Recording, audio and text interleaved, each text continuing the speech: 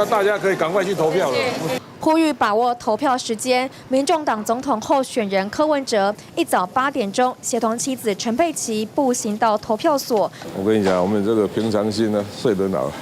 反正每天把每天该做的事情做完嘛，一样啊。然后每一个阶段再计划下一个阶段，就这样。有啊，其实这几天因为就是比较做一些耗体力的一个扫街的过程，所以当然是睡得很好。那我觉得主席应该也是睡得很好，因为他鼻子过敏哦，睡到都打呼了，所以我相信他是睡得很熟。不止睡得好，夫妻俩也精心装扮。柯文哲穿西装搭配圆点的紫色领带，陈佩琪则是一身米白色洋装。今天天气不错，应该会好一些。下雨啊什么太冷就当然一定会有影响。柯文哲一家不止他要选，还有妹妹柯美兰角逐新竹立委，跟柯爸妈一同在新竹投票。我妈妈快昏倒了。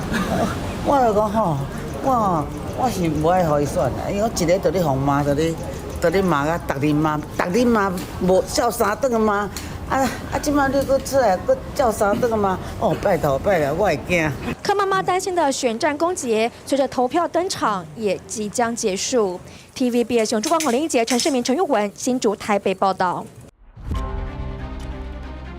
1月13号 ，TVBS 新闻网开票特别报道 ，Facebook、YouTube 同步直播。下午3点，一切准备就绪。下午4点，最及时准确的开票。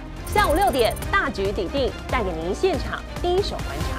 晚上8点，政治新局，美中台关系带给你最深入分析。1月13，